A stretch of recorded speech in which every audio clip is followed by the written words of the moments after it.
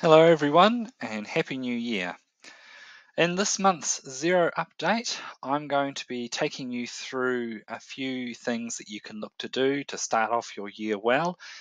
And while I know it's only January, March is just around the corner, so I'm going to start to talk to you about some of the things that you can look to do to get yourself prepared for the end of the financial year.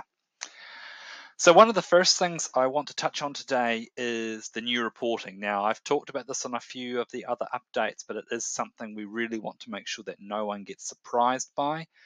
If you are still using any of the old versions of reports, please look to move to one of the newer versions. If you are using one of the old versions, it will look a little bit like this one here, where it will have a message along the top warning you that it's going to expire on the 31st of July. If you do have one of these, there is a new converter which allows you to bring your layout across into the new version. So if you've been holding off because you don't want to spend the time recreating it, there is now a way that it can be done in a couple of minutes, and that means that you can transition from one to the other nice and quickly. So I really do encourage you to do that because you don't want to get to July and then lose all those reports. Another thing to do to start off your year well is have a look at your dashboard and work out, are there any things on here that aren't actually that helpful and that you could customize to help make the layout here a bit more friendly for yourself. So if you go to Edit Dashboard here, you can choose what items you want to show, which items you want to hide if they're not relevant to you, or if there's an area that's more interesting than others, you can click and drag, move it around. So let's drag this one up here and then go Save Changes. And here you are, you've got a new layout to start the year off. So if you're finding you're having to scroll to find lots of things and you'd like to change it up and move things around, then go forth and do that, because it will only be your login that will be affected. So you can have it your way and not upset anyone else's layouts. The other thing that I'd encourage you to look at is have a look at your overdue bills and invoices. So anything particularly from the sales invoice side, have a look there, see, okay, have they all been sent off? If you're using invoice reminders, have they received all 3 of the reminders or however many that you run? If you're not using invoice reminders, I recommend turning those on because it's a great way to remind people that they have an invoice due to pay. But do bear in mind that if you're not on top of your reconciling, it can upset clients because they will get a notification to say they haven't paid an invoice if you haven't matched it in Xero, even if that money is in your account. So it's a great tool, but you've got to be good at your reconciling to use it. If there's anything of these that's really old and all the overdue reminders have gone, get in touch with your clients, have a chat with them to find out why they haven't paid and see if there's anything that you can work out to hopefully get that money in your account and get those invoices paid for. And similar idea to your bills, if you've got any bills that are overdue, have a look through the list and try and work out why they're overdue.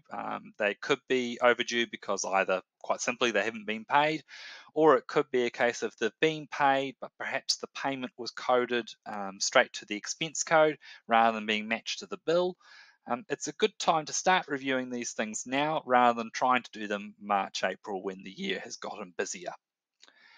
The other thing that's good to check is if you have other systems feeding into Xero, such as Vend or Unleashed or anything that creates transactions in your Xero file, just keep an eye on your account transactions list. To access that quickly from the dashboard, you can just click on the bank account name like I did there, and I'll just show you again. So clicking on the bank account name here, whichever bank account you want to check, it will take you straight to account transactions. And if you sort it by status, with the arrowhead pointing up, it's going to show you all unreconciled lines first. So it's always good to keep an eye on this list, but it's a great way to start off the year is just make sure that you've cleaned all of these out because they can cause some issues later. Bearing in mind, if say they're dated within the last few days, or you can explain why they're there, you don't have to get rid of them. You only want to get rid of ones that are really old or you think shouldn't be there. If you're unsure though, please do talk to your accountant or whoever normally would help you with these things, just in case there's anything that you shouldn't be deleting. The other thing I wanted to give you an update on is every quarter Xero does an update and they let us know what their 90-day projects are. So what they've got in some of their next 90-day projects is they're doing some updates to the business snapshot dashboard and adding a few more financial ratios. So that is under business and business snapshot. So this is where you can see some of these financial ratios. So if you are monitoring ratios and you want to have more things showing on this report, well, good news, they're going to add this to this report, which will give you a bit more useful information.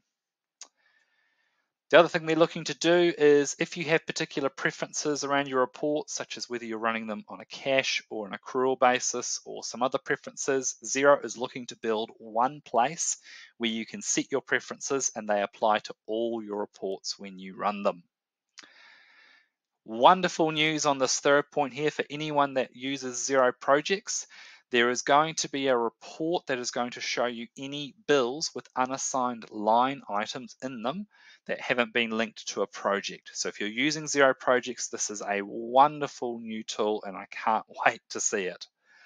For any of you that have to do manual imports for your bank statements, if you've got a bank that doesn't have a link to Xero, there is going to be some improvements to that process to make the error messaging and file processing a bit clearer. And for any of you that have an American Express, there is going to be a direct bank feed be set up for American Express as well. So this is going to be in the next 90 days. So this is something sort of around February, March. Most of these should be brought in. Well, that's all we have time for today.